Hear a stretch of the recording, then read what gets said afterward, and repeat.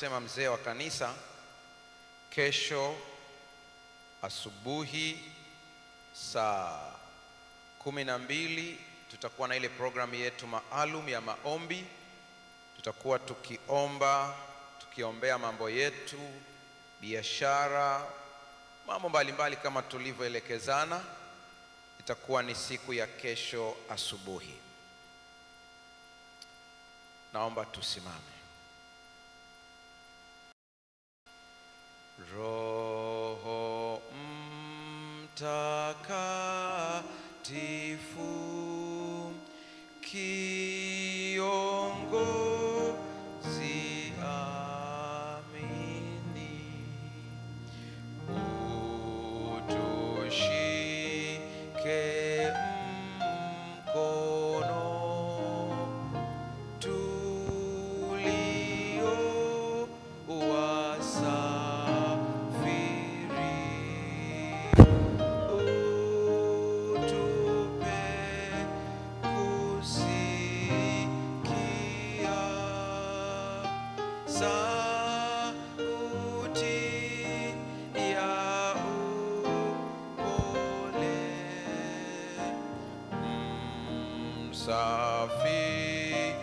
safirifu ata na ongoza nyumbani. Ukawe nasi tena Mungu wetu, kwa kuwa ndiwe unenaye ndani yetu. Sisi ni binadamu, wewe utabaki kuwa Mungu. Hekima zote za dunia, ujuzi wa lugha, elimu zetu hazina kitu kama Roho Mtakatifu hataonekana. Hivyo nakusihi ukatawale kuanzia mwanzo hadi mwisho. Anayesikiliza na anayezungumza wote ni watoto wako. Tenda upendavyo ili utukufu baki kuwa wako. Kwa jina la Yesu tumeomba na kuamini, amen. Kila mmoja ameumbwa na Mungu kwa sura yake, kwa mfano wake. Tofauti zetu tulizo nazo ni tofauti tu za namna Mungu alivyotengeneza ili kujenga picha kubwa ya Mungu aliyoikusudia. Ukiweka hili akilini, hutaingia katika tabia ya kujipima wewe na mtu mwingine, kwa kuwa Mungu alikuumba kwa namna ya kwako tofauti kabisa, na wewe una umuhimu hivyo hivyo. Yote unayoyaona kwamba tunayatafsiri kama ni mafanikio au ishara ya kuonyesha kuwa bora, kiukweli ni majaliwa ya Mungu katika kuhudumiana.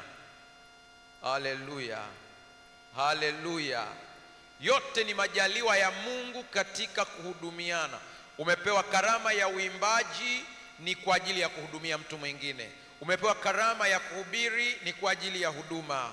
Umepewa karama ya uinjinia, ni kwa ajili ya huduma. Haina ishara ya kwamba wewe ni bora kuliko mtu mwingine, ila wote tunajenga mwili wa Kristo. Mungu atupe unyenyekevu na kupendana ili tutimize kile ambacho Mungu anahitaji katika maisha yetu. Hili likiingia katika akili ya kila mmoja na wewe ukilielewa, hutajidharau bali utamtukuza Mungu na kutafuta kusudi lako la kuwa hapa duniani. Sasa katika kupoteza utambulisho wako, tulisema kuna ile hali ambayo dunia imetuletea maana yake ya utambulisho. Tusitafsiriwe na dunia, tutafsiriwe na Mungu aliyetuumba. Haleluya. Lakini sehemu nyingine ambayo unapoteza utambulisho wako, nimesema ni ile ya kujilinganisha na watu wengine. Ni kushindwa kuelewa pia ya kwamba wewe ni nani katika Kristo Yesu. Ukombozi wa mwanadamu uligharimu gharama kubwa.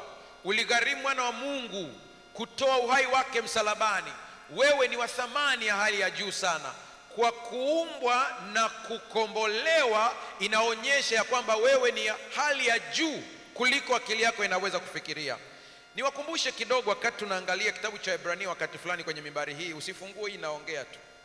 Waebrania sura ile ya 2, ukiangalia sura ya kwanza Waebrania inatuambia jinsi ambavyo Yesu ni mkuu. Mungu anasema nasi kupitia Yesu Kristo. Kuna mfanano mkubwa sana kati ya Waebrania sura ya 1 na Yohana sura ya 1. Nimesemaje hapo?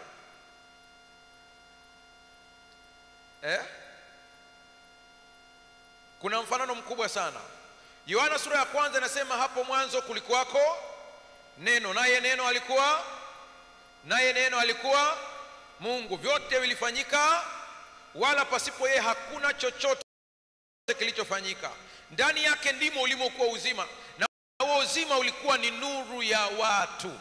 Ukienda sura ya kwanza ya Waebrania, ile sura ya kwanza anasema Mungu ambaye hapo mwanzo alisema nasi kwa njia nyingi na kwa namna nyingi.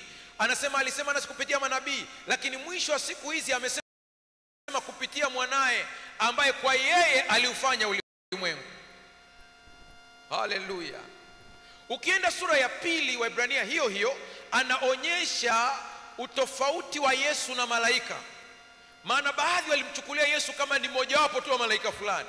Ndipo anaendelea kusema mwandishi kitabu cha Waebrania, anauliza swali, ni wapi alimwambia malaika yeyote ya kwamba uketi mkono wangu wa kuume hata nitakapoweka maadui wako chini ya miguu yako? Hakuna popote. Anasema lakini anapomleta mwana ulimwenguni, asema malaika wote na wamsujudie.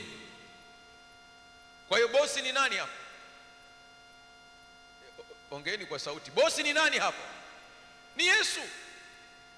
Sasa kwa nini unatuletea yote haya mchungaji? Kitabu cha Waebrania ndipo katika sura ya pili anasema mtu ni nani hata umkumbuke, mwana wa mtu hata umjali, umemfanya mdogo punde kuliko malaika. Ndivyo tunavyosoma Waebrania, hiyo. Lakini Waebrania hiyo amenukuu Biblia ambayo ilikuwa inaitwa Septuagint, LXX. Hii Biblia ni Agano la Kale lililofasiriwa kwa lugha ya Kiyunani. Walipoona hilo andiko linasema nini, watafsiri wakaogopa, wakaamua kutumia neno malaika. Lakini wamenukuu kitabu cha Waebrania cha Zaburi. Zaburi haisemi umemfanya mdogo punde kuliko malaika. Zaburi inasema umemfanya mdogo punde kuliko Mungu. Kwa lugha nyingine, baada ya Mungu anayefuata ni wewe. Mtazame jirani yako, mwambie unaelewa au unachanganyikiwa? Amekwambiaje? Amechanganyikiwa. Alidhani malaika ni mkubwa kuliko yeye. Cheo. Baada ya Mungu ni sisi. Kama ulikuwa una habari. Ndio maana hata ulimwengu ujao hajaweka chini ya malaika, ameweka chini ya kaka yetu mkubwa Yesu Kristo. Walipojidharau watu fulani kwenye Agano Jipya, Paulo akawaandikia akamwambia, hivi hamjui kwamba nyie mtawahukumu malaika? Yaani mmejishusha status, hamjui kwamba ninyi mtawahukumu malaika? Yaani kwa taarifa yako, hata shetani mwenyewe atakayemwamulia aina ya moto atakaochomwa ni wewe. Yaani wewe ndio utaambiwa, Kevi, hebu tuambie umeamuaje? Haleluya. Mgogoro ni kujishusha hadhi. Unajiona mtu wa chini, mtu duni. Natamani kila mmoja ajue hili. Ukiona mimi mchungaji ninaongea hapa, ukiona na hubiri, ukiona na kuombea, haina maana ya kwamba mimi ni mkuu kuliko wewe, ila ina maana ya kwamba katika undugu wetu Mungu ameamua kunipa karama ya kukuhudumia, alafu nawe kuna ya kwako utanihudumia mimi pia, ili balance, kiburi kisiwepo. Haleluya. Na tukijua hivyo tutaheshimiana. Kuna maeneo ukanyagi, huwa hatuwatambulishi mafundi mitambo, ila tunawatambua mitambo ikivuruga. Mungu amewaumba hivyo, na anafanya cha kwake, na wanafanya kwa moyo. Kila mmoja ana sehemu yake. Siku ukisema kwamba huwezi kumtambua fundi mitambo, subiria maiki ikizima. Huwa tunawapa signal. Si ndio tunafanyaga hivyo Ahadi ana mtindo wake, anafanyaga hivyo. Yaani kuwaonyesha kwamba hii imegoma. Mungu atusaidie tuwe wanyenyekevu. Haleluya. Sasa katika utambulisho nimesema kila mmoja ameumbwa na Mungu na ana kusudio lake. Tulivyosomewa andiko, fungu letu kuu linasema kwamba uheri wewe Israeli, uheri, umebarikiwa, kwa kuwa Mungu wako ndiye mwamba, ndiye kila kitu katika maisha yako. Kwa nini Mungu wetu anatofautishwa na miungu mingine? Miungu mingine ilikuwa ina mipaka yake. Yaani ukiangalia katika wale ambao mnapenda kusoma sana historia na hizo archaeological evidences, mtaangalia kitu ambacho anakiita, nenda ukaangalie Sumerian Babylonian gods. Utaona katika Sumerian tablets wametajwa miungu mbalimbali, moja ni Enlil, Enki, utawakuta huko, ambayo inaaminika kwamba hiyo miungu ilitawala maeneo mengi. Moja hapo inaitwa Absu. Absu inasemekana kwamba ni South Africa. Kwa hiyo miungu ilikuwa imetawala mpaka huku kote tuliko sisi. Ndio sababu ukija kwa kabila la Wamasai utasikia wakimtaja Mungu kama Enkai, lakini asili yake ni Enki. Kwa hiyo walikuwa ni hao. Kwa hiyo Mungu anakuja kujitetea akitangaza kwamba yeye ni mkuu kuliko wao wote, kwa sababu hiyo miungu ilikuwa imegawana madaraka na kazi. Kulikuwa na Mungu wa maji, kulikuwa na Mungu wa anga, kulikuwa na Mungu wa ardhi, kuna Mungu wa mazao, kulikuwa na Mungu ambaye anamiliki dhahabu tu peke yake, kuna Mungu mwingine kazi yake ni kuzalisha wanyama.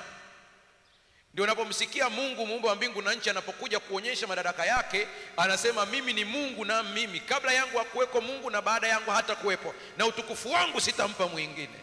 Anapojitetea kwingine wakijidai kwamba wamempatia hiyo dhabihu, ng'ombe wamemchinjia, maana miungu ya wakati huo ilikuwa inakula nyama.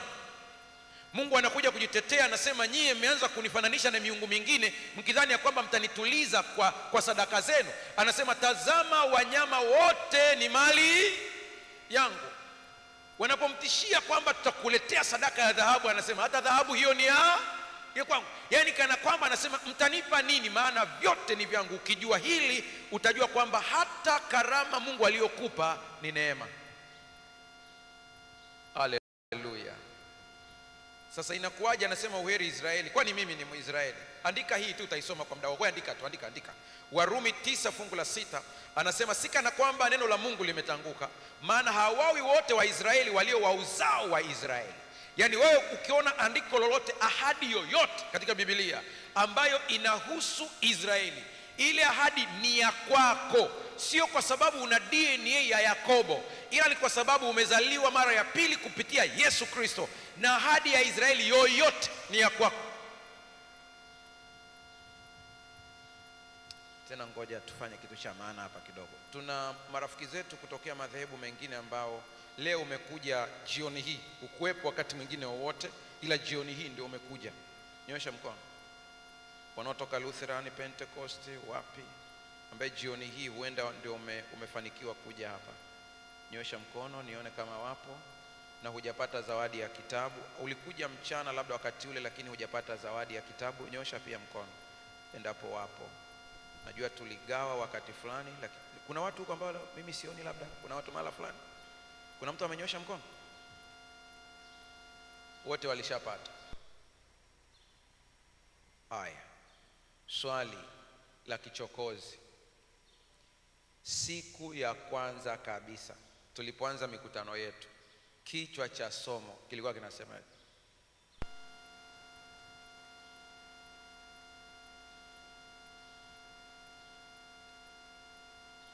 nataka nitoe zawadi. Na hiyo zawadi sio ile nyingine uliokuwa unafikiria, ni nyingine kabisa. Nyosha mkono. Siku ya kwanza tulipoanza, tulianza asubuhi. Kristo wa neema yote. Tungekuwa tumetangaza kwamba kuna hela. Amenyosha mkono dada yangu kule. Nimeona mkono wako, au ni nani yule amenyosha? Haya, hebu jaribu. Kuna mtu amemsikia karibu? Amesemaje? Utambulisho ulioibwa. Haya, mwingine? Ndio. Kubadilisha? Sijapata vizuri hapa. Kuhakikisha? Haya. Mwingine? Ndio. Yule pale nyuma amevaa t-shirt nyekundu.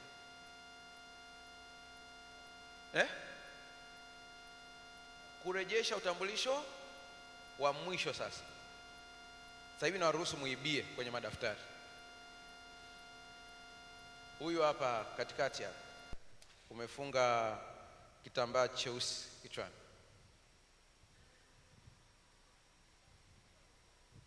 Kwa nini? Amesemaje?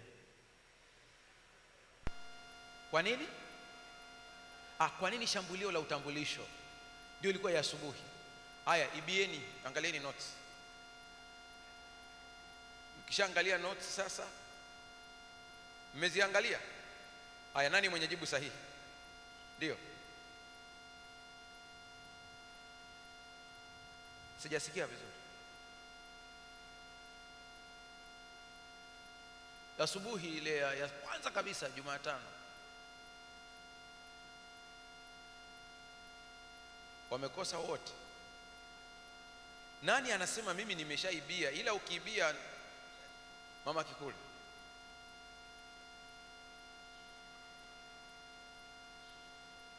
Anasema namna kuangalia utambulisho wako usiporwe. Mama Kikuli umejitahidi, lakini hilo somo ni jipya, inabidi niliandae.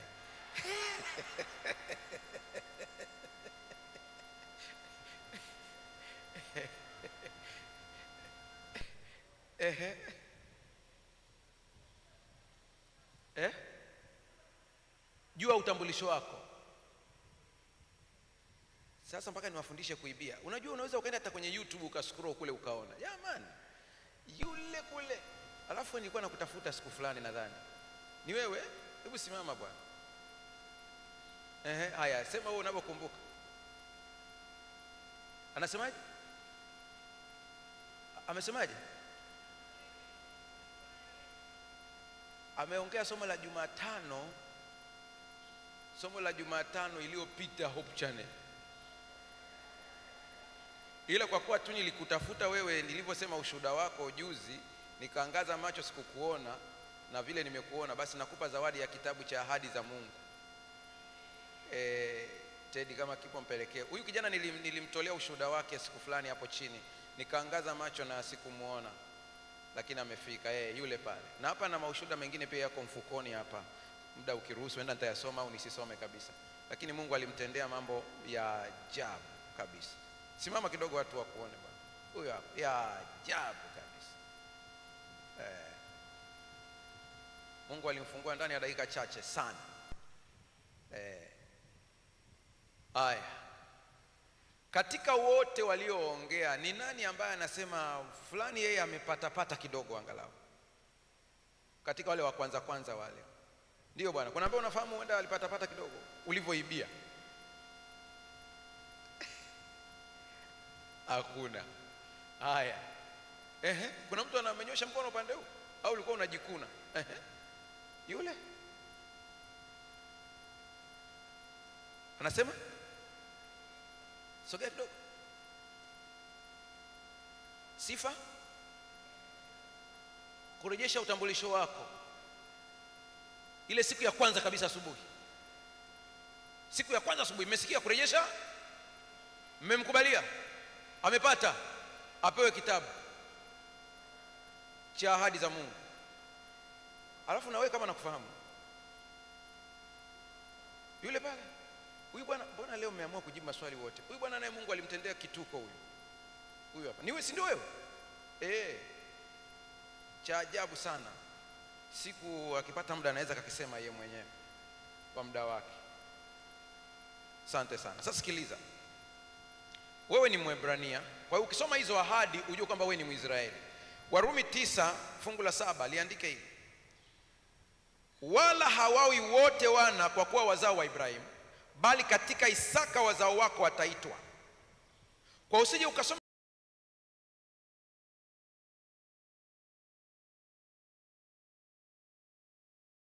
wale maandiko kaanza kuona kwamba ile ni ya Waisraeli. Chochote unachokisoma kwenye Biblia kuhusu Mwisraeli kichukue kiwe cha kwako. Wakati nikiwa ninaandaa kitabu ambacho ndo tumetoa zawadi hapo, nilikumbana na dondoo moja ya Ellen White ambayo ilinitikisa moyo wangu. Anasema ya kwamba, kwa kifupi tu, anasema ya kwamba chochote ambacho Mungu aliahidi katika Biblia kwa taifa la Israeli ni cha kwetu kwa imani kupitia Yesu Kristo.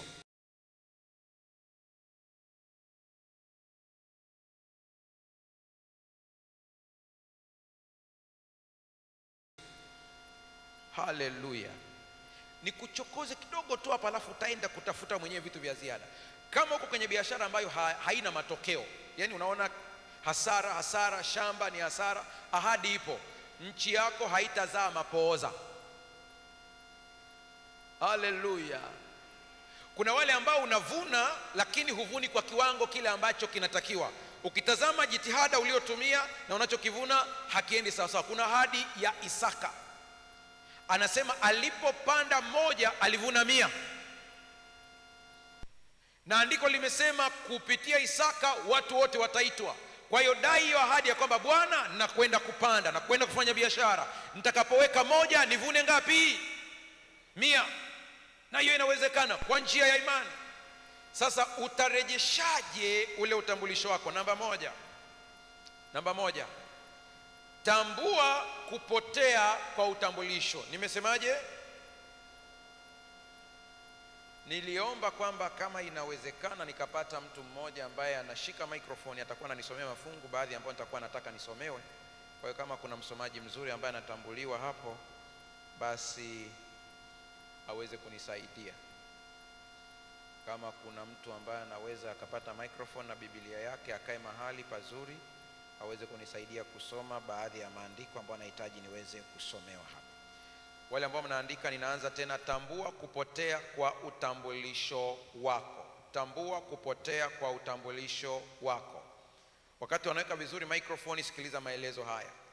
Kabla kitu hakijarejeshwa, ni lazima kitambuliwe kuwa kimeharibika. Lazima utambue kwamba kuna kitu hakiko sawa. Sasa wote mlioko hapa na wale ambao mko mbali, naomba mnisikilize kwa umakini hapa. Usipojifanyia tathmini mwenyewe pale ulipo na kazi unayofanya, mazingira uliopo, utendaji wako wa kiroho kwa ujumla, usipojifanyia tathmini we mwenyewe na ukajikosoa wewe mwenyewe, usitarajie kwamba utasaidika. Pote katika Biblia Mungu anapohitaji kumsaidia mtu alikuwa anauliza, wataka nikufanyie nini? Si kana kwamba Yesu haoni, ila ni kwa vile anahitaji huyu mtu ajitambue. Kwa lugha rahisi, kujitambua inasaidia kufungua mlango wa msaada. Natoa mfano kwa wale ambao mnafanya kazi, umeajiriwa, umejiajiri. Moja ya dalili ya kujua kwamba pale ulipo sipo ni kwamba huna amani na hiyo kazi. Tunaelewana jamani? Nipungie mkono kama unanielewa. Yaani unaenda ili tu uweze kupata kipato ule, lakini hauenjoy hiyo kazi. Kuna tofauti kubwa kati ya job na work. Ni vitu viwili tofauti. Job unaifanya tu ili uweze kupata kipato. Yaani hata asubuhi ukiamka unajivuta, na naenda kwa sababu kule ni sehemu yangu ya kupata kipato, sina namna yoyote. Unateseka, una raha yoyote. Lakini work ni ile ambayo unafanya huku unafurahia. Kuna mtu ambaye Mungu amemuumba kuwa muuguzi, kwa anapofanya kazi ya unesi anafurahia, anaenjoy. Lakini kuna nesi ameenda kufanya kazi ya unesi kwa ajili ya ajira, anasumbua wagonjwa. Huyo kaza mkono. Lakini yule ambaye ni kazi yake ndiye ameitwa na Mungu kufanya hiyo kazi, utamwona jinsi ambavyo anahendo mgonjwa, anaongea na wewe mpaka unajisikia furaha. Niliona, nafikiri huenda na nyie mmeshaiona hii, ni clip inasambaa mitandaoni ya daktari mmoja Mhindi, ni daktari wa watoto. Yule dokta anachoma mtoto sindano na mtoto hajui amechomwa sindano. Kakikaa tu pale pap, anaanza kuimbia nyimbo za kitoto, anazijua nyimbo za kitoto karibia zote. Kwa hiyo kanuka anashangaa, mbona anaimba hizi nyimbo? Anachezeshwa kidogo hapo, anachezeshwa mtoto, anashangaa. Kishangaa dokta yuko makini, sindano ameiandaa, anaenda pale sehemu ya kuchomea sindano, ni mara moja tu chop, amemaliza. Kakishtuka amekaimbia nyimbo, kanashangaa, kameshafungwa na bandage, habari imeisha. Njoo hapa kwetu.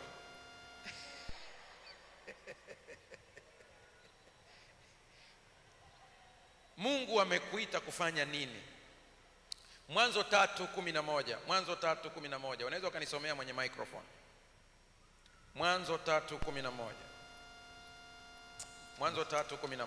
Ndio. Akasema, naam, ni nani aliyekuambia ya kuwa uchi? ndio. Je, umekula wewe matunda ya mti niliyokuagiza usiale? Ndio. Lazima utambue kwamba ulipotelea wapi. Hii story unaoniambia kwamba uko uchi, nani ambaye alikuambia? Au umekula matunda ambayo umetoka nje ya mstari? Nani ambaye amekuambia haya mambo? Sasa sikiliza hapa ndugu yangu. Ukihitaji uweze kutambua utambulisho wako na kurejesha, ni mpaka ujitathmini na kuona kabisa hii kazi ninayofanya, mazingira niliyopo, si utumiki wito wangu. Sina raha hapa nilipo. Si enjoy hiki ninachokifanya. Ukishaanza kuona hiyo hali, wengine mlioko hapa huenda mmeyaona haya kwenye maisha yenu. Kuna mtu anaacha kazi inayolipa sana, anakwenda katika kazi ambayo hailipi sana, maana anatafuta amani. Hiyo tu anasema, bora nikapata mshahara wa chini lakini niwe na amani katika maisha yangu. Nenda ukamuulize Mungu, mimi nimezaliwa ili nini? Omba vizuri kabisa, mwambie niongoze katika ile njia. Ukitambua ulipopotea, ni hatua namba 1 ya kurejesha. Alipozingatia moyoni mwake, akasema nitarudi kwa baba yangu, nitamwambia nimekosa. Ameanza kujitambua, ameanza kujua ya kwamba yeye ni nani. Namba 2, ukianza kuona ya kwamba eneo ulipo silo, rudi kwenye chanzo. Namba 2, rudi kwenye chanzo. Mrudie Mungu. Anza kumrudia Mungu. Kumrudia Mungu ni tendo la maamuzi. Unatakiwa udhamirie kurudi kwa Mungu. Na unarudi kwa njia gani? Ziko njia nyingi, lakini moja hapo ni sala. Moja hapo ni kusoma neno. Moja akaniambia, mchungaji, mimi nikishika Biblia sijisikii kusoma Biblia, kwa hiyo ninaacha. Na mimi nataka nikuambie, mgonjwa wa malaria hajisikii kunywa dawa, ila anajilazimisha. Haleluya. Kwa wakati mwingine ujue kwamba neno itabidi ujilazimishe kulisoma. Usimwendekeze adui ambaye anakuambia wewe ukishika Biblia utasinzia. Ukiambiwa kuna hela utasinzia? Ukisikia Man U inacheza unasinzia? Unaweza kuangalia mpira mpaka saa 9 ya usiku, lakini huwezi kukesha na Yesu hata saa 1. Haiwezekani. Kuna wakati mwingine jilazimishe, maana yule ni shetani, ni ugonjwa uko ndani. Na unaposoma andiko, ndugu zangu, Biblia sio novo, ni neno la Mungu. Lina ukali katika kuwili, linaweza kuingia ndani na kutambua nafsi na mawazo ya mtu. Zaidi ya hapo, na uwezo ndani yake. Unasema, mchungaji, maana yake ni nini? Kuna wakati uponyaji wako haupo kwenye maombi, upo kwenye kusoma Biblia. Utashika tu andiko utalisoma, utashangaa unaanza kufunguliwa. Shida yetu ni kwamba tunasoma Biblia pale ambapo tuna changamoto, au tumejipangia taratibu zetu za kidini. Na moja ya taratibu yetu ya kidini ni nzuri, lakini usipoichukulia kiroho haitakusaidia chochote. Unajua, unaweza ukasoma lesoni ukaizoea ikawa ni kama sehemu tu fulani tu ya kawaida, kwamba tumezoea. Yani hata mimi unavyoniona, yani kuna saa ule muda ukipita sijasoma lesoni, naona nasikia hatia kama kuna kitu hakijakaa sawa. Sasa hiyo sio hali ya kiroho. Usije ukachanganya kwamba ni hali ya kiroho. Hiyo ni psychological. Ni kwamba ubongo umerekodi ya kwamba kila wakati ikifika masaa kama haya nitasoma lesoni. Lakini kuna kusoma lesoni kwa lengo la kukua kiroho. Walio wengi wanasoma lesoni ili aweze kujibu wakati wa madarasa. Na tunajua walimu wetu wa madarasa wakati mwingine, wewe huna cha kuchangia hata kidogo. Jamani, msiwalazimishe watu. Kule Upareni wakamchanganya bibi wa watu, yeye kwenye lesoni hachangii chochote, kila siku yuko tu hapo. Sasa yule msimamizi akaamua kwamba huyu bibi leo atachangia. Sasa mimi naongea kwa Kiswahili, haina utamu Kiswahili. Akamwambia bibi, yani wewe huna chochote cha kusema? Akamtazama tu. Haya basi, jibu hata hili swali moja. Akasema, haya, uliza. Anambia, hivi unajua sababu kabisa ya Yesu kufa? Bibi akasema, oi, hata mimi nashangaa, hivi kilichomuua ni nini?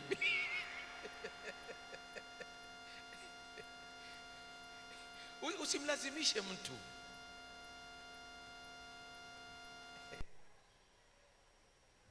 Njoo kwenye habari ya maombi, ni hivyo hivyo. Tunaomba tukiwa na changamoto, lakini sio sehemu ya maisha yako. Naposema mrudie Mungu ni kwamba amini ya kwamba Mungu ndiye chanzo cha uhai wako. Haleluya. Mtume Paulo anasema kwake yeye tunaishi na ndipo ulipo uwepo wetu. Kwake tunaishi, yani ukipumua pumzi ni kwa ajili yake yeye. Mrudie Mungu. Sasa kuna watu ambao wakipanga kumrudia Mungu wana kauli zifuatazo. Anakuambia ninasubiria kwanza nikae sawa sawa, niweke mambo yangu vizuri ndipo niende kanisani. Sikiliza, hakuna mtu anayeweza kuweka mambo yake sawa sawa. Njoo hivyo hivyo ulivyo. Njooni kwangu ninyi nyote mliolemewa na mizigo, nitawapumzisha. Huyu ndiye Mungu tunayemtumikia. Changamoto ya sisi waumini tulio kanisani ni hii. Tunapomwona mtu ambaye anarejea kwa Kristo,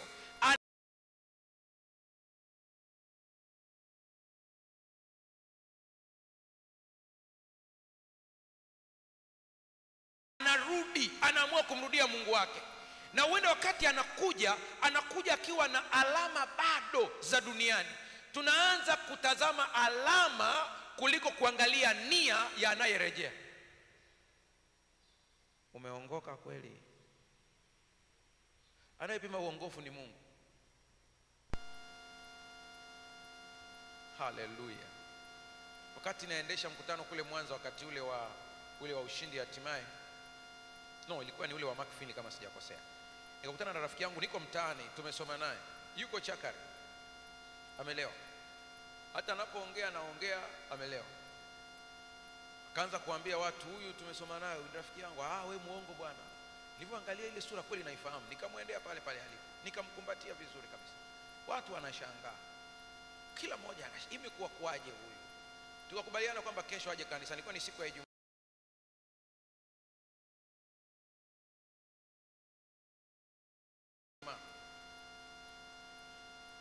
Akaja, nikamwambia tena ukija natamani kujua umekaa wapi. Kumbe tulivyoachana pale ndume ikaenda kuongeza tena pombe. Kwa hiyo mpaka anaamka asubuhi siku ya Sabato yuko ntui, ila anakumbuka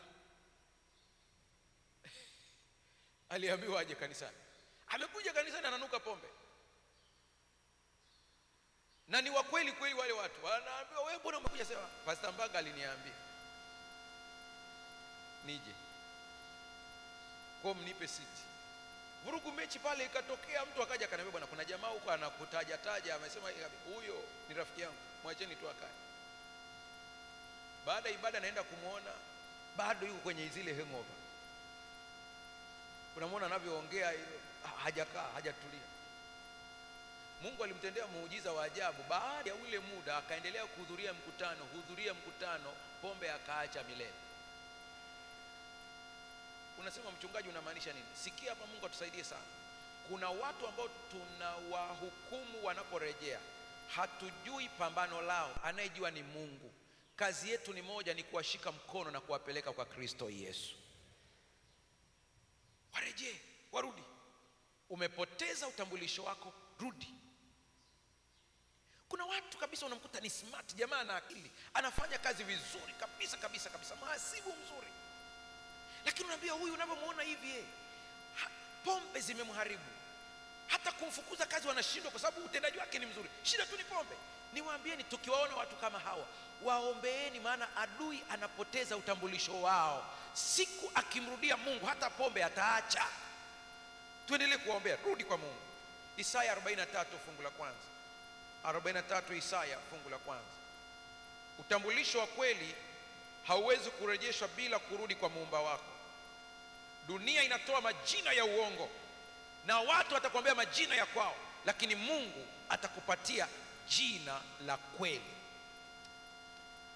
Isaya 43:1. Lakini sasa Bwana aliyekuhuluku, ndio, Yakobo, naam, yeye aliyekuumba Israeli, asema hivi, ndio, usiogope, ndio, maana nimekukomboa, naam, nimekuita kwa jina lako, ndio, wewe u wangu. Nimekukomboa. Haleluya. nimekuita kwa jina, wewe ni nani wangu.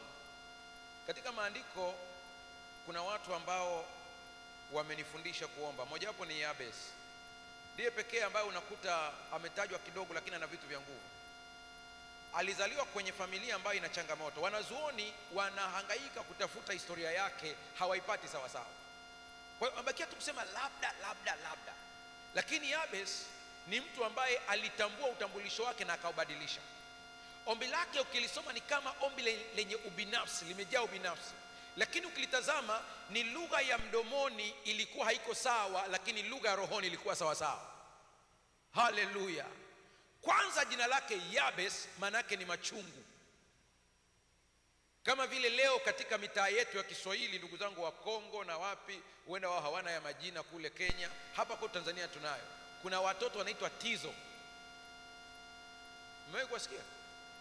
Wale watoto, ile Tizo imefupishwa. Maana yake ni matatizo. Wabongo sisi kwa kufupisha majina tunaongoza. Muhammad Mudi. Mwana Teresa wanamuita Teddy. Mpaka leo. Yaani wanafupisha tu hapo. Tizo. Yabes maana yake ni machungu. Sasa inavyoonekana ni kama vile ni mtoto wa mwisho nyumbani kwao. Amezaliwa akaona mazingira ya pale kwao, akaona maisha ya kwao. Nataka nikwambie hivi, ukikua kwenye familia yenu, jua ukoo unapotokea ni watu wa namna gani. Kuna kitu utajifunza. Angalia upande wa mama, angalia ndugu zako, kuna kitu utakiona utasema lakini hapa hapana. Ukiona ni watu ambao ni wakushuka, una uwezo wa kukataa ile hali ukainuka. Haleluya. Yabes akamlingana Bwana, imetumika Kiswahili cha kizamani. Akamlingana Bwana, akamuomba Bwana, na yeye akamwambia, lau ungenibariki, ukaniongezea hodhi yangu, ukauzuia mkono wangu, ukanilinda dhidi ya uovu, ili usije ukawa kwa uharibifu wangu mwenyewe. Hili ombi limebeba vitu vizito ndani yake. Namba moja, anahitaji kuongezewa umiliki. Ndio maana ya hodhi. Hakuridhika na umiliki aliyokuwa nao. Aliamini Mungu amemuumba kwa jambo bora kuliko alilonalo. Kaa chini uangalie, hivi kweli Mungu amedhamiria niwe katika umiliki mdogo kiasi hiki? Mungu aliyeniumba kwa mfano wake, kwa sura yake, ni zaidi ya hapa. Unapomsikia Yesu anaposema kwamba msijisumbue, mle nini, mnywe nini, utafuteni kwanza ufalme wa nani? Wa Mungu, na haya mengine yote mtafanya nini? Mtazidishiwa. Watu wanaposoma hapo wanaacha kipengele cha hayo yote mtazidishiwa. Hayo yote Yesu hajasema sio ya kwenu, ila amesema mgogoro, mmetafuta haya yote mkasahau ufalme. Anzeni na ufalme kwanza, mrudi kwa chanzo. Haleluya.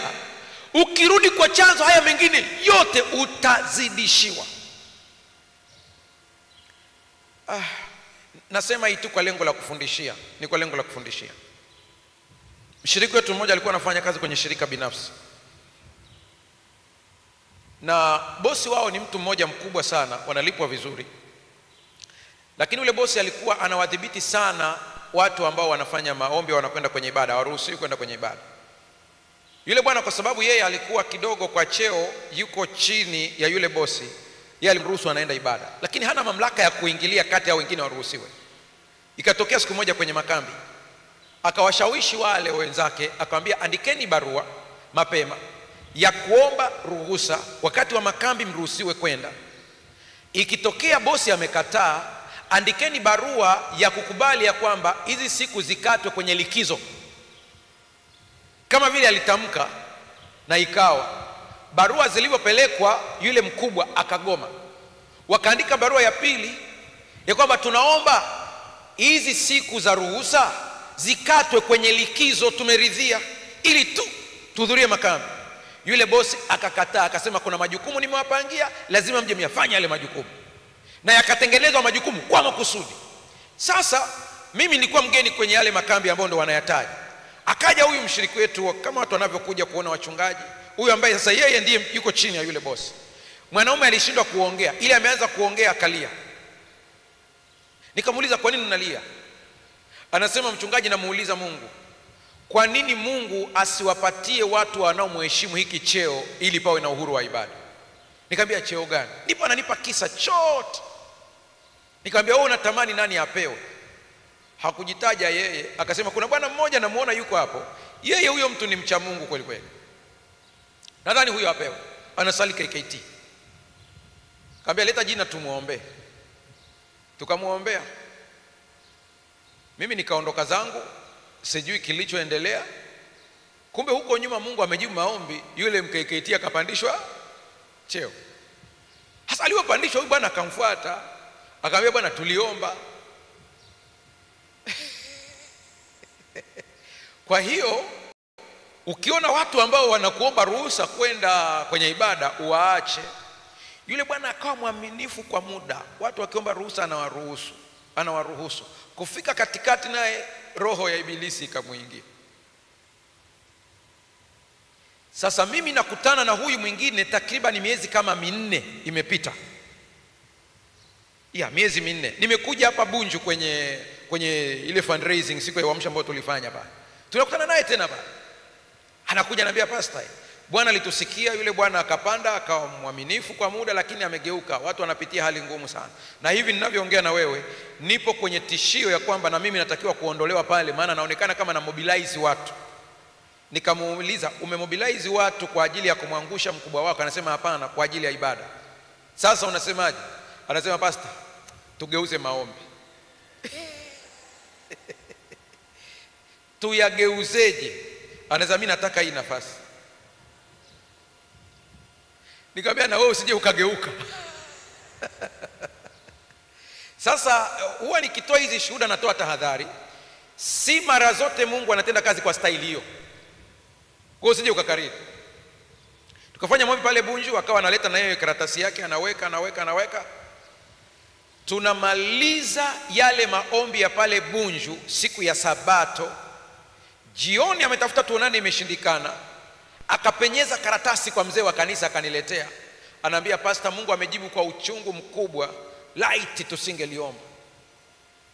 Karatasi yake maelezo ya kwanza. Kusoma zaidi, anasema hatukumaliza hata hili juma nimesimamishwa kazi.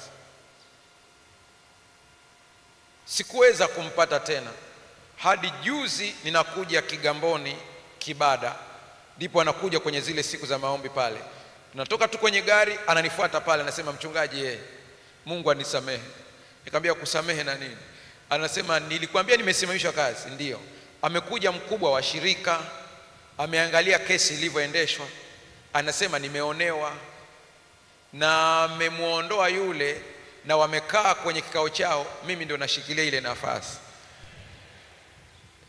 Nikawa namtania, namwambia enenda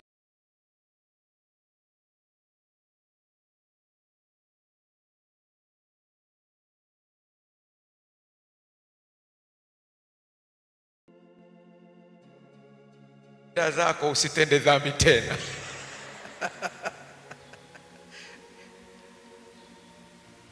Unasema mchungaji, unamaanisha nini? Mimi sijui kwa nini Mungu alimpitisha kwenye hizi process. Huenda ni sehemu ya kumfundisha. Lakini naongea na mtu mmoja ambaye ananisikiliza hapa. Mungu amekupa neema. Pale ulipo huenda ndio utambulisho wako.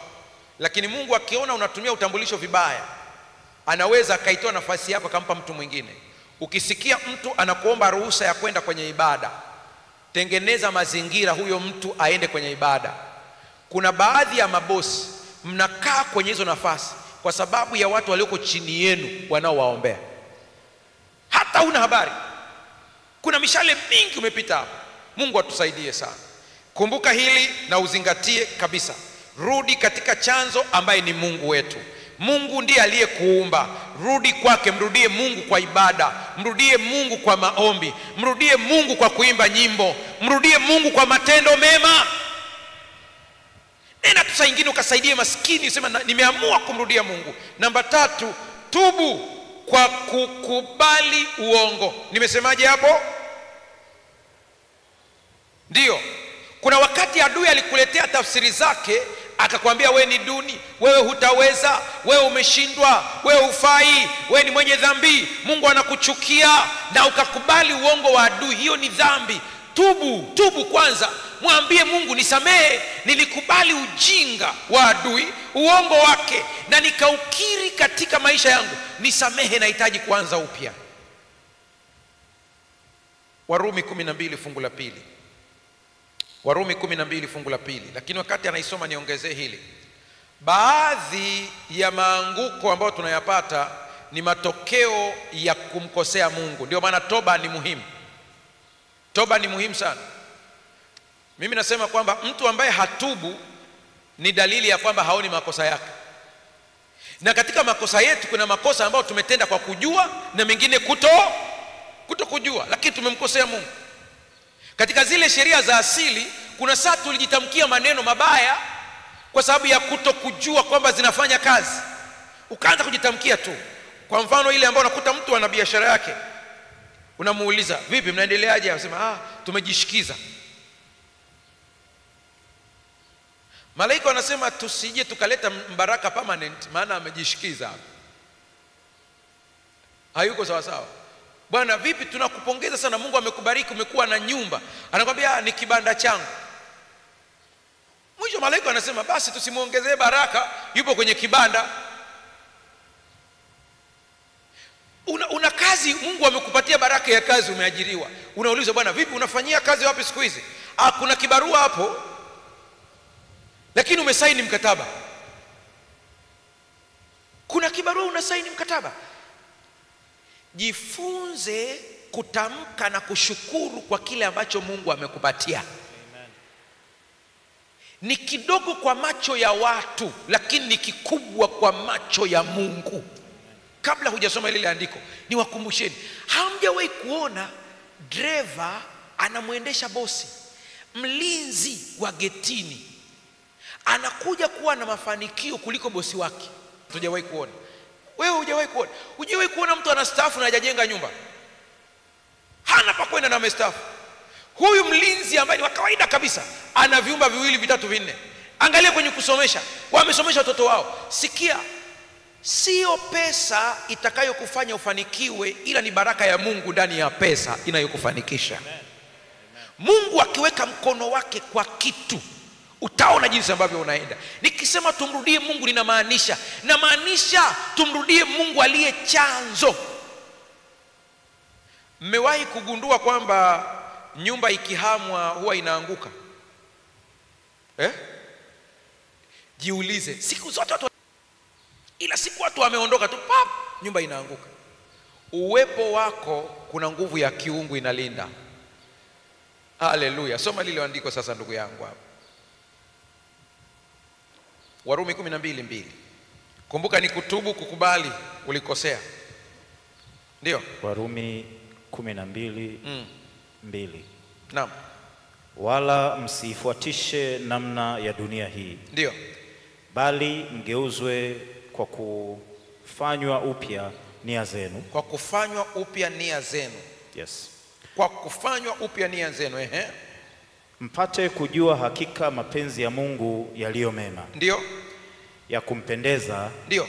Na ukamilifu. Kiswahili changu ambacho nakitumia wanakiita SUV kinasema hivi: wala msifuatishe namna ya dunia hii, bali mgeuzwe kwa kufanywa upya nia zenu, mpate kujua hakika mapenzi ya Mungu yaliyo mema, ya kukubalika na kamilifu. Mungu anakuangalia kwa sura nyingine, wewe unaanza kujiangalia kwa sura tofauti. Kwa hiyo kitendo cha kusikiliza kauli ya shetani na ukaiamini, unatakiwa utubu, kwa sababu wewe ndiye uliyeipa nguvu ile kauli ifanye kazi. Kwa hiyo lazima utubu, mwambie Mungu, nisamehe, maana nimeipa nguvu hii kauli. Kuna mtu ananitazama sasa hivi hapa, haijalishi uko baa, haijalishi hata hivi tunavyoongea na wewe umelewa, inawezekana kuna tabia mbaya kabisa unaifanya hivi unavyonisikiliza. usijiite hiyo tabia. Najisikia vibaya kuna familia unakuta kwamba kuna mtoto mmoja hapo anakunywa pombe, alafu anasema cha pombe huyo.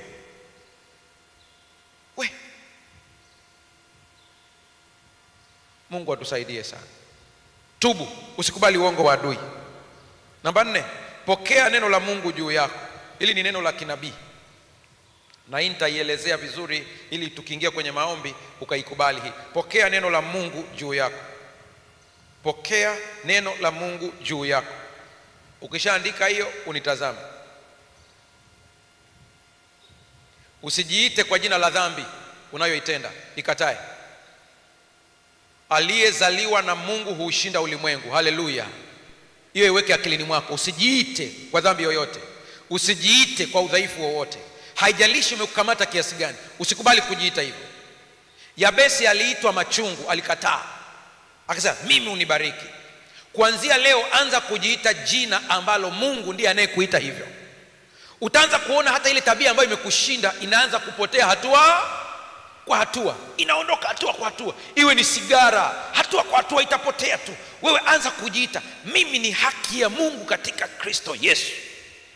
Hivyo ujiite hivyo. Unaleta nguvu ya kubadilisha na kung'oa mzizi uliopandwa na adui. Pokea neno la Mungu juu yako. Ninamaanisha nini hapa? Ndugu zangu, Roho Mtakatifu na tusaidie kuweza kulimeza hili. Naomba mnitazame wote. Hivi ninavyoongea hapa, mimi naongea mmoja. Nyie mnaonisikiliza ni wengi. Si ndio hivyo jamani? Lakini kiwaita hapa kila mmoja aniambie kwamba amesikia nimesema kitu gani. Kila mmoja alisikia kwa level ya kwake na uelewa wa kwake. Ilivyo ni kwamba Roho Mtakatifu anapoongea ndani yangu mimi, Roho Mtakatifu hata ukitazama katika walimu wa Kiswahili na Kiingereza watanisaidia hili, kuna vile vitu ambavyo tunaviita he, she, it. Ni pronouns. Ukiangalia katika hizo lugha za asili za zamani, wanapomtaja Roho Mtakatifu, yeye anatajwa katika feminine language. Haina maana kwamba ana jinsia, hiyo ina maana ya kwamba anazaa. Haleluya. Ina maana ya kwamba hivi ninavyoongea hapa, mimi naongea neno moja, pap, linatoka. Roho wa Mungu analichukua hili neno, analisambaza kwa matawi mengi kulingana na mtu. Kwa hapo ulipokaa kuna kitu Roho anakusemesha wewe. Wewe umenisikia mimi nikiongea kitu, lakini Roho anakuambia kabisa hivi alivyosema mchungaji, anakusema wewe hivyo ulivyo, unavyojiita sio, wewe ni hivi. Likubali hilo neno ambalo Roho anakuambia, ndipo litakuwa hai na kuwa na matendo katika maisha yako. Haleluya. Nilienda kumuona mgonjwa mmoja Muhimbili. Roho Mtakatifu anisaidie nitumie lugha nzuri ambayo haitakwaza watu. Ni wale watu ambao kanisani wapo, Mungu amempa karama yake. Moja ya karama ya huyu bwana ni karama inaitwa masaidiano. Masaidiano ni karama anayo. Yeye akisikia chochote, shida yoyote kanisani imetokea, ni straight atakimbia na kuingilia kati haraka sana na mambo yanakaa vizuri. Ndio karama yake.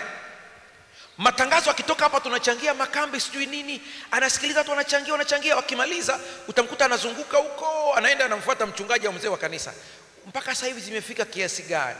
Anapoambiwa ni kiasi kadhaa, anasema hizo zingine zote nitamalizia. Sasa watu bila kujua wakadhani huyu mtu ana pesa nyingi sana. Siku moja ndipo akanipa siri yake kabla hajaumwa. Akasema, "Pastor, mimi huwa nasikiliza pale, nina mambo yangu nafanya na biashara zangu nafanya na Mungu ananibariki." Anasema, "Lakini kuna sana toa hadi kanisani pale, hata hiyo pesa sina."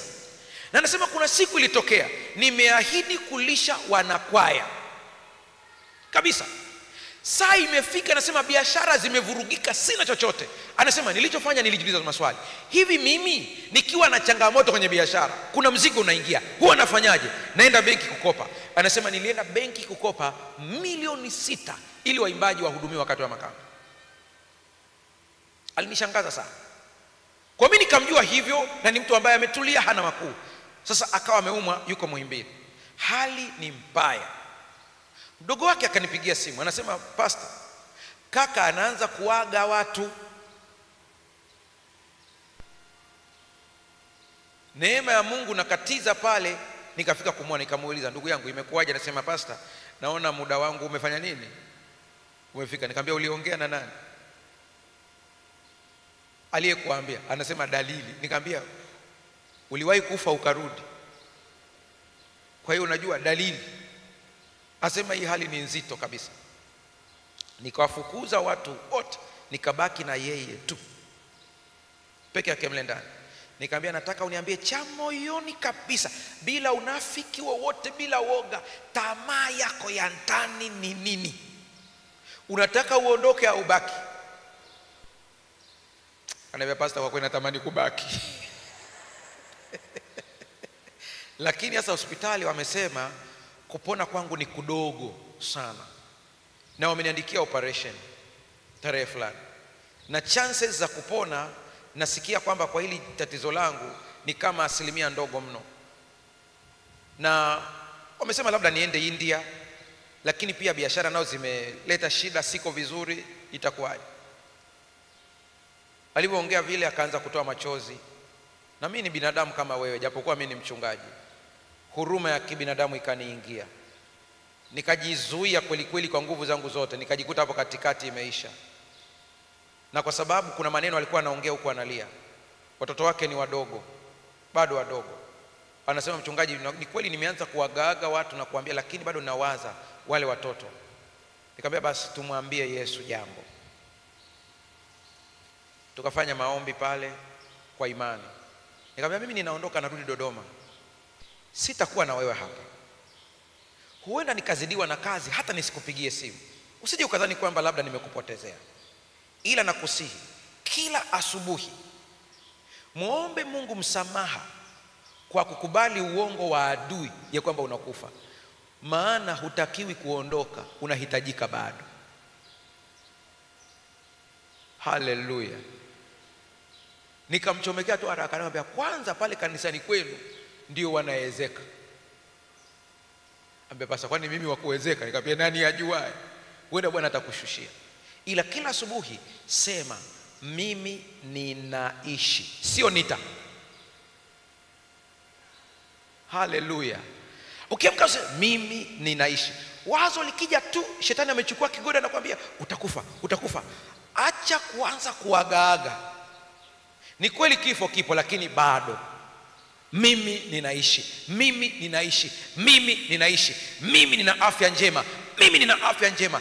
Kila siku anakiri ushindi, kila siku anakiri ushindi. Siku zikaenda, operation wanaisogeza mbele tu. Mimi ninaishi, mimi ninaishi, mimi nina afya njema, mimi nina afya. Baadaye nimpigie mdogo wake, bwana vipi? Anasema madaktari wamesema wameipeleka operation mbele kidogo. Operation ikapelekwa mbele, peleka mbele, peleka mbele, wiki 2.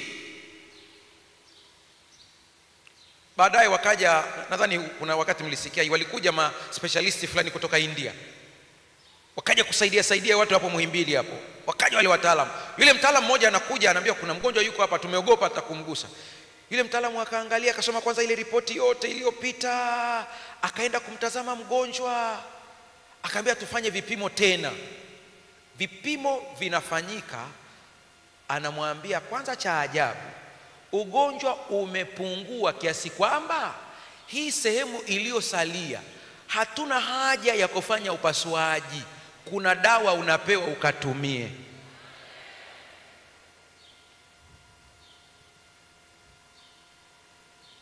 Mzee Nyando, huyu bwana amenitumia shilingi milioni 1 kwa ajili ya hii project yenu ya hapa. Aliona tuko hapa, anakuambia mimi nina mkataba na Mungu. Ukimwambia mkataba gani, anasema siondoki mpaka kazi iishe.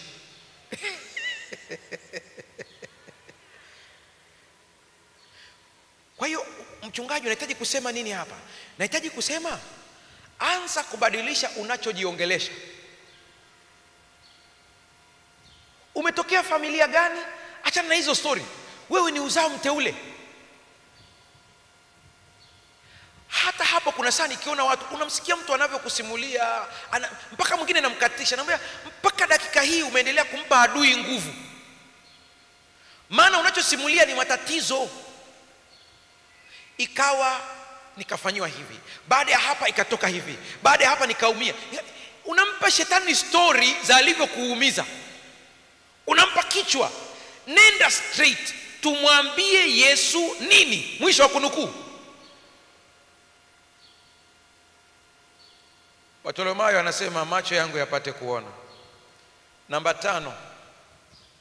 tano, fufua uhusiano na Roho Mtakatifu. Fufua uhusiano na Roho Mtakatifu. Ukishaandika hiyo nitazame, ili fungu andika tu, hatutalisoma, wewe utaliandika tu. Fufua uhusiano na Roho Mtakatifu. Warumi 8:16, hiyo iandike tu ndugu yangu, utaisoma hii, iandikeni tu. Warumi 8:16. Nataka mkishaiandika mnitazame. Fufua uhusiano na Roho Mtakatifu. Hii ni ahadi tuliopewa na Yesu mwenyewe ya kwamba anapoondoka anatuletea Roho Mtakatifu. Roho Mtakatifu ni mfariji, anazungumza nasi. Katika vitu ambavyo nimependa siku hii ya leo ni kwamba tulipata muda wa nyimbo. Katika kuimba kunaleta uwepo wa Roho Mtakatifu. Nenda kasome Biblia, kaangalie kote. Ile nguvu ya kiungu inakuja. Tukiwa hapo chini niliwaambieni kwamba inapokuja hoja ya uimbaji kwa ajili ya ibada, usiangalie ubora wa sauti yako, angalia sauti inayotoka moyoni. Sasa unawezaje kufufua uhusiano na Roho Mtakatifu? Jizoezeshe kabla ya maombi yako binafsi, uwe na muda wa tenzi. Haleluya. Kuwa na muda wa tenzi. Na kazia hili sana.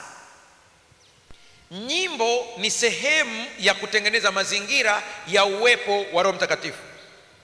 Ni kama Elisha wakati alivyotibuliwa, wakati ule alivyomuona Yehoshafati amekuja na mtoto wa Ahabu, hasira zikapanda, akasema kwa nini hukwenda kwa mambo ya mama yako huko? Baadaye akaita mpiga kinubi, ili mpiga kinubi aje apige, ule uwepo wa Roho Mtakatifu uweze kuwepo mahali pale. Mama unaosha vyombo, imba nyimbo. Unafua, imba nyimbo. Mzee huko kule unafanya kazi zako, hata kama una sauti ya kuimbia mdomoni, hata mlunzi huna, piga mlunzi wa kuimba nyimbo. Ni ala ile Mungu amekupa hiyo, imba. Wakati mwingine soma zaburi za sifa, soma mashairi yale, imba. Nimeweka kwenye Mahubiri TV kuna video, nafikiri ni sauti, nafikiri ni kama lisaa lizima kama sijakosea. Ni ala maalum kwa ajili ya kutuliza ubongo unapoingia kwenye maombi. Haleluya. Kuwa na hiyo kawaida. Sasa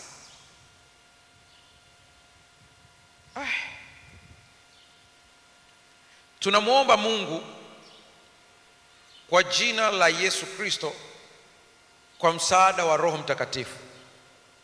Tumeelewana vizuri hapo Tumeelewana vizuri hapo? Na Roho naye hushuhudia na roho zetu ya kwamba sisi ni wana wa Mungu. Hutuombea katika kuugua kusikotamkika. Kuna tofauti kati ya kuwa na roho na kujazwa roho. Ni vitu viwili tofauti. Watu wengi tulioko hapa ukitazama namna hii tuna roho, lakini kujazwa ni jambo lingine. Biblia inasema siku ya Pentekoste wakajazwa, wote wakajazwa na Roho Mtakatifu. Lakini nataka nikwambie kizuizi kikubwa cha ujazo, uwepo wa Roho, ni ile hali ya kutambua dhambi. Unaweza ukajua hii ni dhambi, alafu kuna saa ukitenda dhambi unasikia kutubu. Roho Mtakatifu yupo, hiyo ni hali ya uwepo wa Roho Mtakatifu. Lakini ujazo ni kujazwa kiasi kwamba unaendeshwa katika utendaji wa kimungu ambao hata wewe mwenyewe wakati mwingine ukirudi ukitazama unasema pale sio nguvu yangu. Ngoja nikupe mfano kwa lengo la kufundishia na wala sio namna nyingine yoyote, na Mungu atusaidie kuelewa. Kuna saa na mimi nayeongea na wewe hapa, ninaingia na mimi YouTube nasikiliza mahubiri. Sasa unasema si ni wewe umehubiri hayo, sio mimi. Yeye na mimi kuna saa nasikiliza pale naangalia na unasema hii point nimeichukua. Hasa ukinisikiliza unaweza kusema sasa point mbona ni ya kwako, sio ya kwangu, usihusiki. Katika ujazo kuna maeneo lazima uweze kuyashughulikia. Kuna vitu Roho wa Mungu akija akivikuta kwako hawezi kujaa. Tunaimba ule wimbo, njoo Roho Mtukufu uoshe utakase nia yangu. Lakini kuna vitu vya awali ambavyo ni kazi yako wewe uweze kuviondoa. Biblia inasema siku ya Pentekoste waliondoa tofauti zao. Kabla ya ujazo, jiridhishe kwamba huna ubaguzi ndani ya moyo wako. Haleluya. Jioni tuangalie kwenye makanisa yetu. Magomeni nafikiri mmepona. Nyie hamna hilo. Ukisikia mtu anaanza kuongea habari ya makabila kwenye kanisa, asisubirie kupata ujazo wa Roho Mtakatifu. Roho Mtakatifu hajai kwa kabila fulani. Yaani katika hii dunia ambao wote tumezaliwa na Mungu, unaanza kuangalia habari ya kabila fulani. Mnaanza kubaguana kwa makabila, mnaanza kubaguana kwa elimu, mnaanza kubaguana kwa pesa, mnaanza kubaguana kwa ukanda. Inaweza isiwe kanisani, lakini ukajikuta hata kule kazini kwako ulipo kuna ubaguzi pia, na wewe ni moja hapo kati ya watu ambao wanabagua watu wengine. Huku unakuja kumlilia Mungu, nijaze Roho Mtakatifu. Roho Mtakatifu hakai kwenye mazingira hayo. Na katika mtihani mkubwa ambao ukiweza kuushinda huo, umshukuru Mungu, ni siku ambapo utajitoa kikamilifu kwenda kwenye msiba wa mtu asiye dhehebu lako, na ukajitoa kweli kweli. Siku tuone kwaya imeenda kuimba katika msiba wa mtu ambaye sio mshiriki wetu wala sio wa dhehebu letu, tunasema, ukiulizwa mmekuja kufanya nini? Tumesikia kuna msiba hapa wa muimbaji wa KKT Kijitonyama. Sisi ni Magomeni SDA kwaya, tumeleta rambirambi. Na hiyo kitu itoke moyoni, siwe ni show off. Mmepona. Haleluya. Haleluya. Kule makazini unapohudumia watu, usiwahudumie watu kwa ubaguzi. Wote ni watoto wa Mungu aliye hai. Mungu atusaidie sana. Kingine ambacho kinazuia sana ni ile hali ya kujikweza. Na hii nimeipigia kelele mno katika nyanja yoyote. Ukiona kuna karoka kiburi, hakuna ujazo wa Roho Mtakatifu, ila kutakuwa na uwepo wa Roho Mtakatifu. Atakusaidia usije ukatoka nje ya mstari. Ukijisikia kanapanda kale papo, mwambie Mungu nisaidie. Lakini mwisho kabisa ni dhambi isiyotubiwa. Nimesemaje hapo? Hapo pastor unamaanisha nini? Usilale bila kutubu na kuungama dhambi. Na hii bebe ikuchukue, ikusaidie na uweze kusogea mbele kiroho. Unapoungama dhambi, tumia sentensi hii. Kama kuna dhambi ambayo unaikumbuka, itaje kwa jina. Haleluya. Lakini tumia sentensi hii: na zile zote ambazo sizikumbuki lakini nilikukosea, ninaomba unisamehe. Umefuta. Mungu atusaidie sana. Namba sita.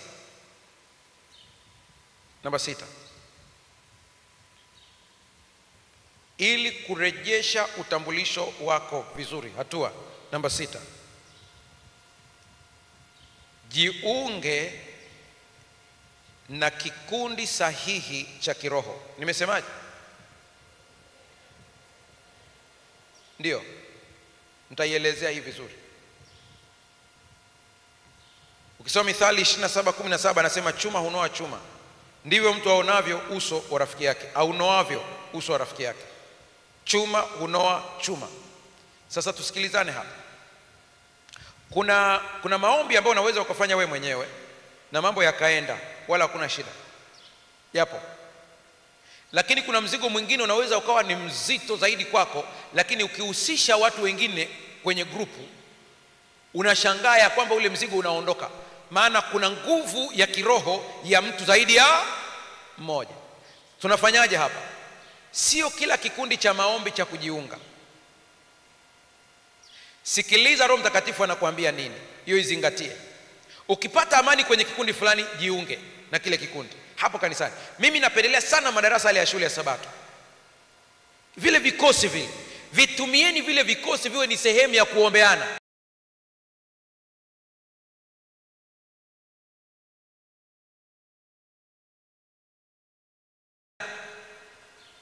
Na kuna zile dakika chache ambazo mnajadiliana pale mambo yenu.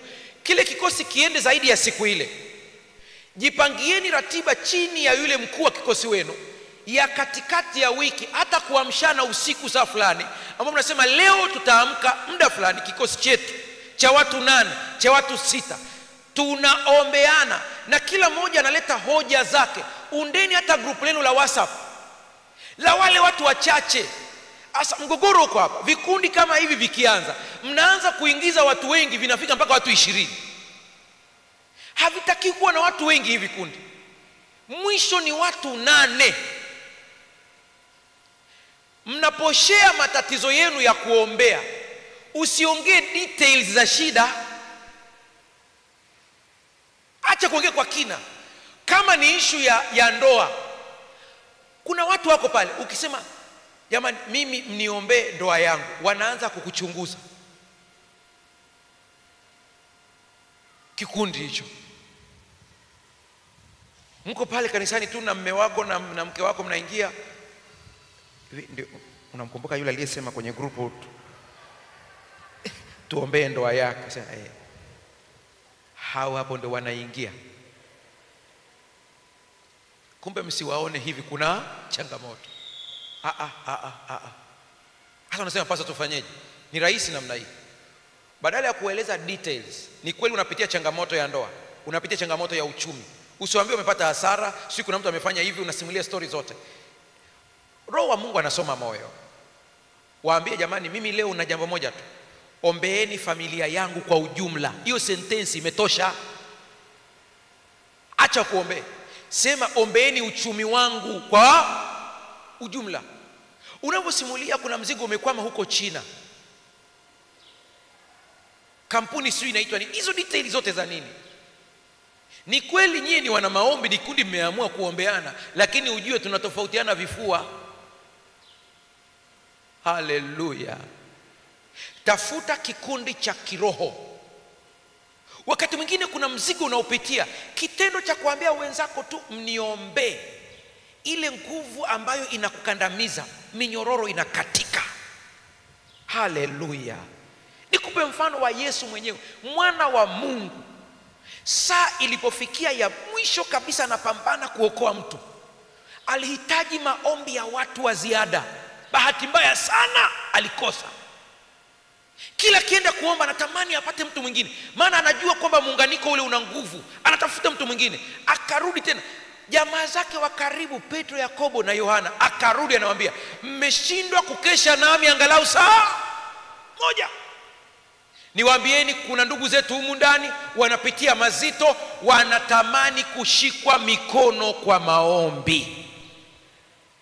Angalau tukimwambia ninakuombea, kuna nguvu ya Mungu inaenda na kugonga ule mnyororo. Na mwingine naye akisema ninakuombea, nguvu nyingine inatoka inagonga ule mnyororo. Ikigongwa na watu 8 utakatika tu. Mungu atusaidie sana.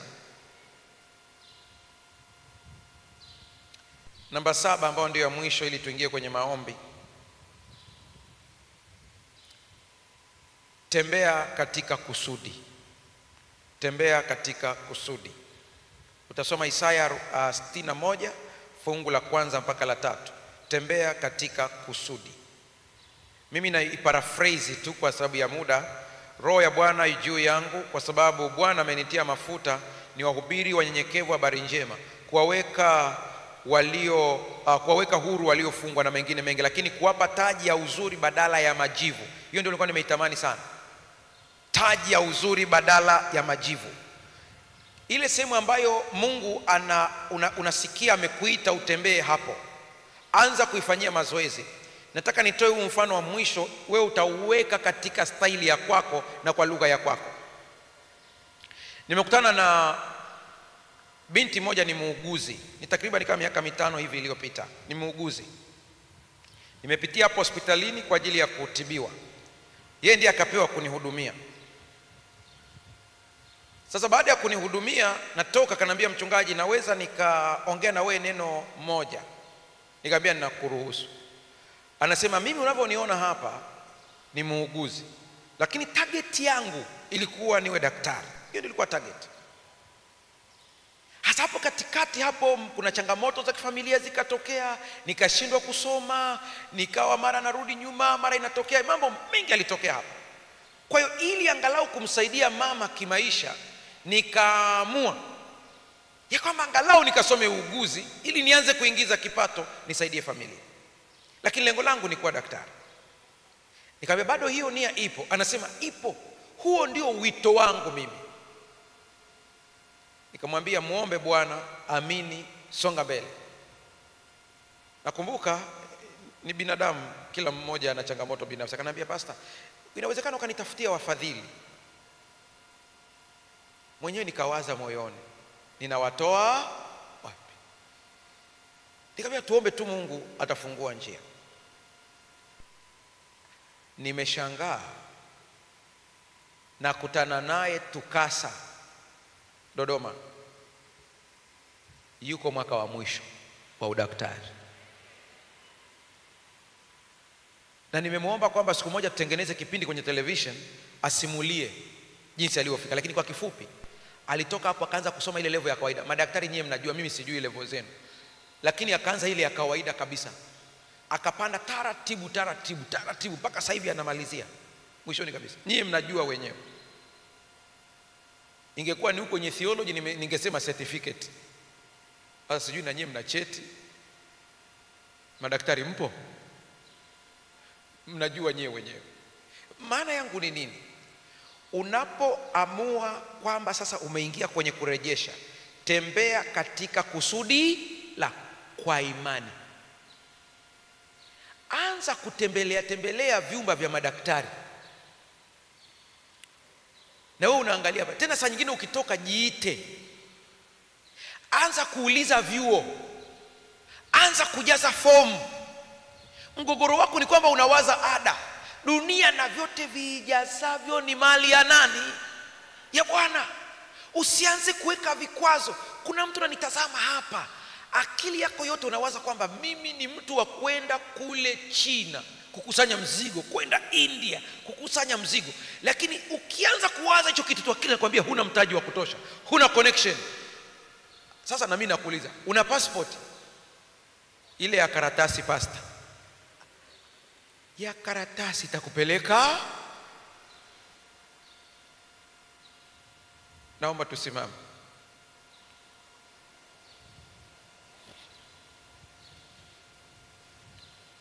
Wewe umetiwa mafuta kwa ajili ya baraka na kutembelea kusudi lako.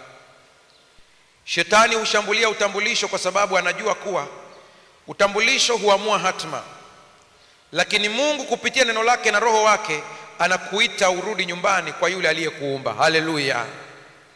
Acha leo iwe mwanzo wa safari yako ya kurejeshwa. Tunapoingia kwenye maombi haya, kuna watu ambao nilisema habari zao wakati ule wa mchana ya kwamba huenda Mungu anawasukuma kuchangia mkutano huu tena, au hawakuwepo lakini wanatamani huu mkutano wa tarehe 10 waweze kuuchangia. Niulize kama kuna watu walichukua bahasha zao ili tuweze kuwapatia ile huduma ya kutoa sadaka yao kwa ajili ya mkutano, au kuna mtu umekuja unasema mchungaji, na mimi natamani kuchangia huu mkutano ambao unafanyika hapa Magomeni kuanzia tarehe 10. Nyosha mkono wako ili uweze kupewa bahasha. Ile bahasha nyeupe. Fanya kwa hiari yako, una sadaka yako kwa ajili ya huu mkutano. Nyosha mkono wako. Asante sana. Kuna watu kule, wale wenye bahasha zinakuja Asante sana. Na wakati tunakuja hapa mbele kwa ajili ya kutoa ile sadaka na vyombo viwekwe, najua ile program tulifanya mchana, lakini nimefanya tu kwa ajili ya watu ambao wanatamani kumwabudu Mungu kwa njia ya matoleo na kuunga mkono mkutano huu, ambaye hakupata fursa au amesikia roho wa Mungu akimsemesha kwamba afanye hivi tena. Ninaomba waweze kutoa katika masanduku yetu yaliyoko hapo. Na wakati wanapotoa, ninaomba ile praise team kama inaweza wakajiandaa hapa wakaimba wimbo mmoja wa Kitabuni kati ya zile nyimbo zenu ambazo mmeziimba asubuhi, watu wakitoa matoleo hayo. Alafu baadaye mchungaji Muganda atakuja huku mbele kwa ajili ya program maalum ya kuwaombea watu hapo saa itakapofika. Praise team. Endapo ile sadaka yako iko tayari, usisubirie waanze kuimba, unaweza tu kaileta moja kwa moja, maana nikiona mmetoa mmemaliza, wakati wanaendelea kuimba nitawaelekeza namna ya kuingia kwenye maombi. Niombe na wale ambao wanafuatilia kwa njia ya mtandao waweze kuandikiwa account number kanisa la Magomeni, na wakumbuke pia kutuma ule muamala kwenye namba ya WhatsApp ili tuweze kuona ile sadaka yao jinsi ilivyo. Asante sana, Mungu awabariki sana. Mungu awabariki sana. Toa sadaka yako tu. Toa sadaka yako. Wazee wa kanisa mtajiandaa kwa ajili ya kuzunguka lile box letu la maombi saa itakapofika. Box la maombi na la sadaka ni maboksi mawili tofauti. Box la maombi liko pande gani? Watu wanahitaji kuweka maombi. Linakuja Okay, basi box la maombi linakuja ili muweze kuweka maombi yenu. Kwa sasa tuna box la sadaka. Endelea kuleta sadaka yako. Chagueni wimbo wote katika zile ambazo mmeziimba wakati watu wakileta sadaka zao.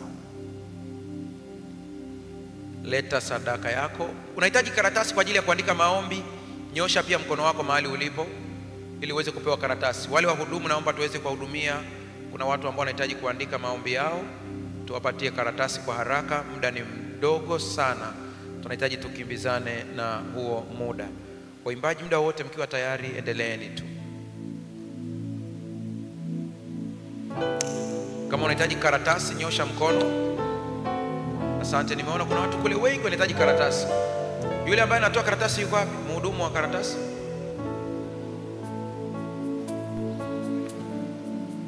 Naomba Teresa unisaidie hilo, kumwona huyo mtu, maana watu wengi wanahitaji karatasi hapo.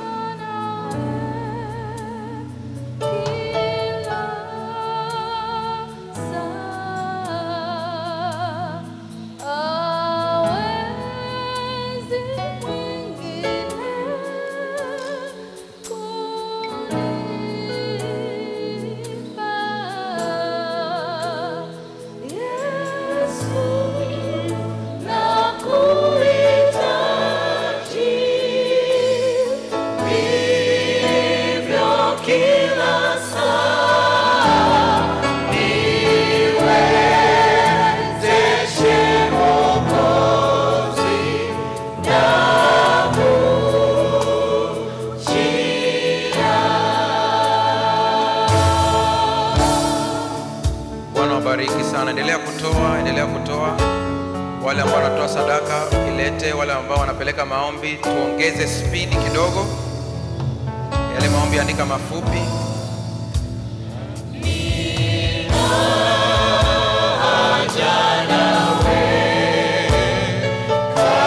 Tuimbe wote tu.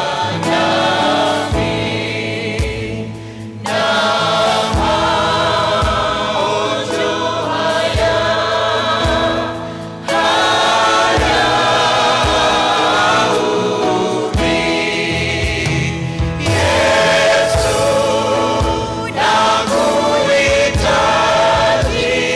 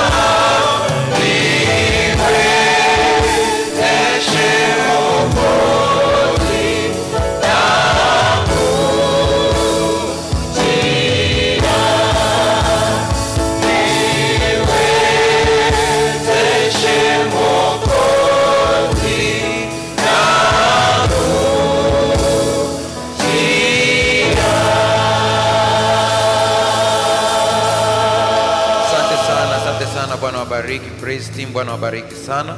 Tunapoingia kwenye maombi sasa, kila mmoja anapoweka maombi yake hapo na unapotoa sadaka yako kwa ajili ya mkutano huu, Mungu aendelee kukubariki. Wakati huo mchungaji Mganda akija huko mbele, tunaingia kwenye maombi sasa.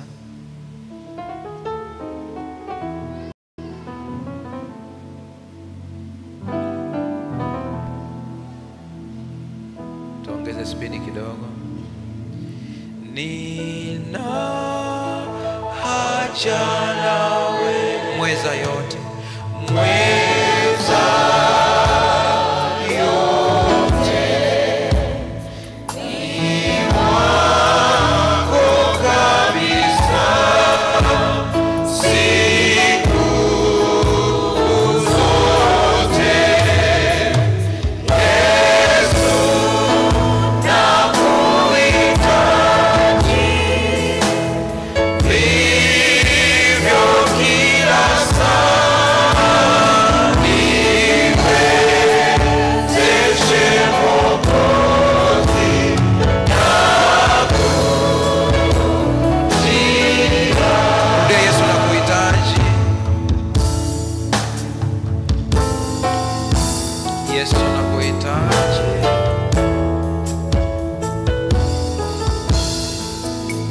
Yesu nakuhitaji, vivyo kila saa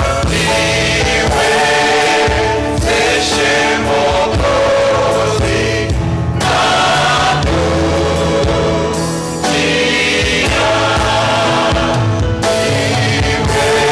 Niwezeshe Mwokozi,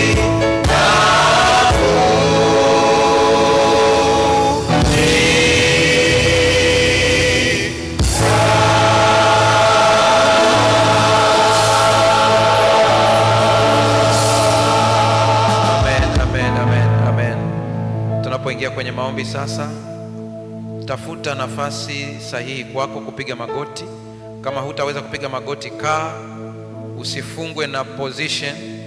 Wewe fanya kile ambacho unaona mwili wako unakikubali kwa sasa. Tuingie kwenye maombi. Wazee wa kanisa, mtazunguka hilo box kama mlivyofanya siku zote.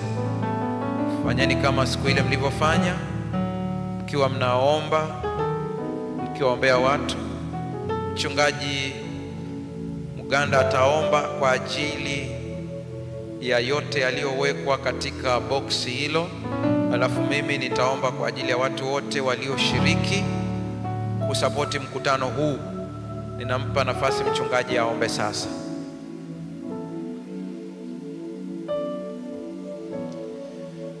Baba yetu na Mungu wetu ishie juu mbinguni, tunakushukuru kwa wema na fadhili zako unazotutendea siku kwa siku. Asante kwa ratiba hizi za maombi ambazo zimeendeshwa kwa siku 4 mfululizo. Asante kwa ajili ya mchungaji Mbaga ambaye umemtumia kwa namna ya pekee. Tunashukuru kwa mkutano mkubwa ambao uko mbele zako mpaka masaa haya. Ni ishara ya kwamba watu wako wanakuhitaji. Na hivyo Mungu wetu, wewe unayeona silini, tunaendelea kukusii ufikie na kugusa mahitaji ya kila mmoja. Mbele yako tumejipima kwa namna mbalimbali na tunakiri kwamba tumepungua. Na watoto wako wanaponong'ona mioyoni mwao, wakiungama dhambi zao, wakileta haja zao, Mungu wetu, kubali maombi yetu na ukubali kutusamehe.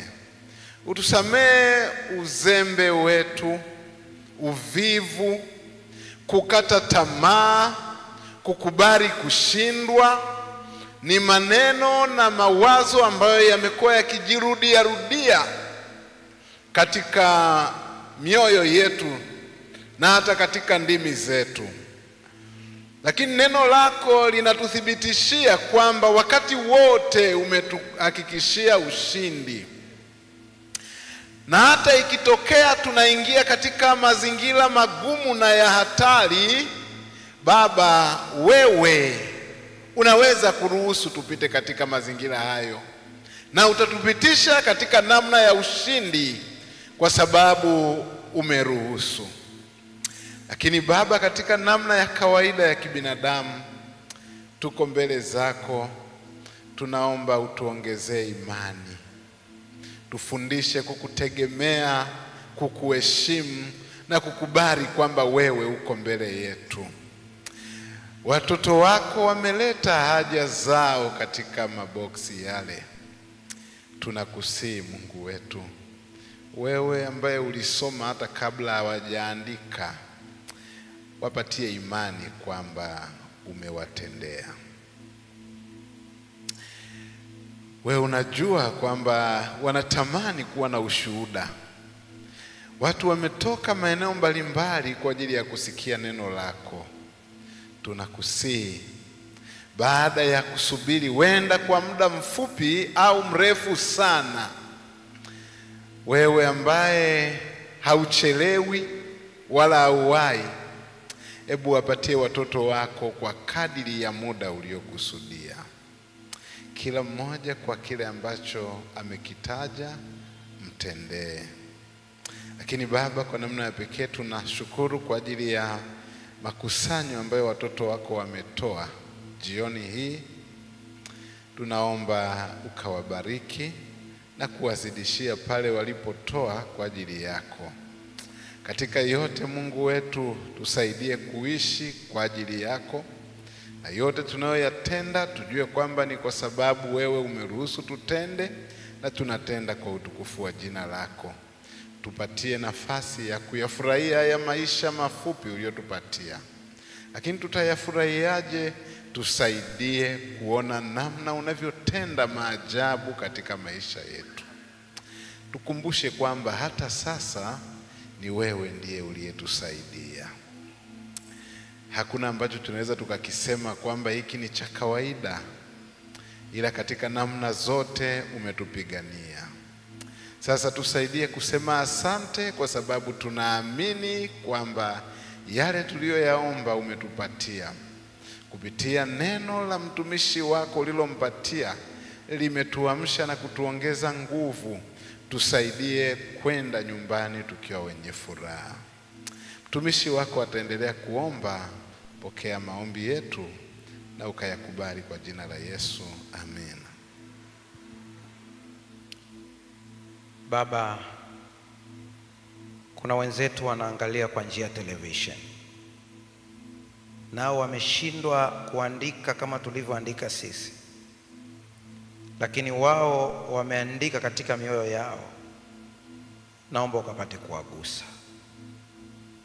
Maombi mengi yameandikwa hapo online, watu wameandika vitu vingi. Kila mmoja mguse sawa sawa na wingi wa fadhili zako. Baba, nakusihi sadaka ya leo kwa ajili ya mkutano, tangu ilivyotolewa asubuhi na leo tena, ninakusihi mkono uliotoa ukaubariki na kutumia kitendo hicho kuwa ufunguo wa baraka katika maisha ya watoto wako. Washangaze hata kabla mikutano haijaisha. Watendee jambo kabla tujamaliza mikutano, wakasimame na ushuhuda. Wafute machozi yao. Wako watu wamelia kwa sababu ya changamoto. Tumebadilisha utambulisho kuanzia leo. Sisi ni watoto wako, na wewe ni Baba, na uko juu sana, lakini uko ndani yetu. Hakuna kinachokushinda. Sasa basi, katika uwezo wako mkubwa wa ajabu, sasa ninakusihi ukatende muujiza wa kumtoa mtoto wako kwenye tatizo kubwa. Ninanyamaza kwa dakika moja. Wewe unayenisikiliza ukiwa ndani ya kanisa hili na unayefuatilia kwa njia ya television, taja ndani ya moyo wako ile shida kubwa ambayo iko mbele yako. mwambie Bwana iondoe.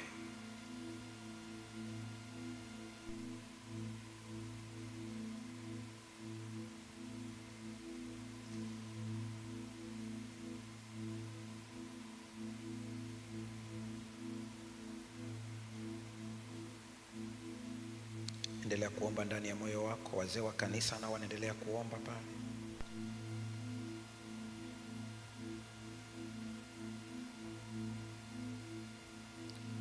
Baba, ukawatendee watoto wako sawasawa na wingi wa neema na fadhili zako. Utukufu ni wako, sifa ni zako. Asante maana hata wagonjwa unawaponya sasa, kwa jina la Yesu Kristo, amen. Bwana awabariki sana.